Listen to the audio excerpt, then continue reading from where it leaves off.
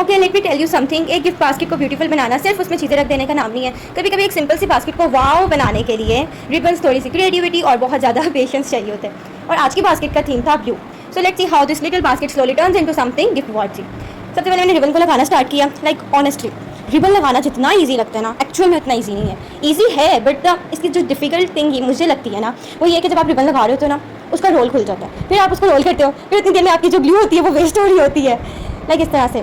But मुझे तो काफ़ी ज़्यादा ईयर्स हो गए हैं तो कोई मसला नहीं है। बस ये होता है कि जब काम का ज़्यादा बर्डन हो, फील हो, तब इस तरह से हो जाता है, लेकिन बाकी काम ईजिली हो जाता है। Small business owners please tell me, I am not the only one but I really wanted this basket to have that proper blue on blue luxury look, इसलिए मैंने different shades of blue ribbon use किए। And slowly basket का whole look change होना start हो गया। मुझे personally gift packaging में सबसे ज़्यादा मज़ा इसी पार्ट में आता है, जब आपके माइंड में जो आइडिया होता है वो एक्चुअल में सामने आना स्टार्ट होता है। हर रिबन को मैंने केयरफुली प्लेस कर रही थी और उसके साथ साथ बिकॉज लाइक एक छोटी सी अनइवन लाइन भी पूरी फिनिशिंग को इफ़ेक्ट कर सकती है।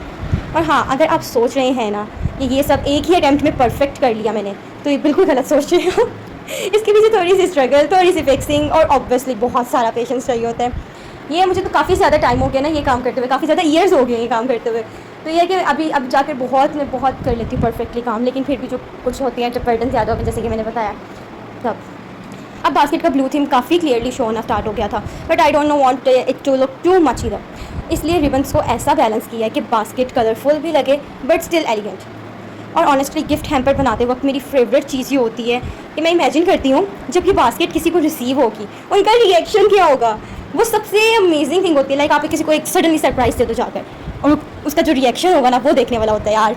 Because at the end of the day we are not just packing product, we are packing someone's feeling. यहाँ पे मैं क्यूट से एक कार्ड प्रिंट करने लगी हूँ, जिसमें मैंने क्यूट सी ज्वेलरी, हेयर क्लिप वगैरह और साथ में ब्रेसलेट, इयररिंग्स ऐड करने थे।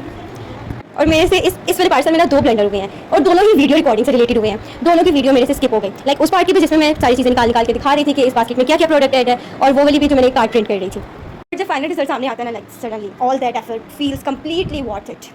So now I'm just giving that the basket its final touch, checking the ribbon, fixing the little details, making sure everything look neat and properly finished. Because for me, finishing is everything. A gift should look beautiful even before it's open. The packaging itself should make someone feel special.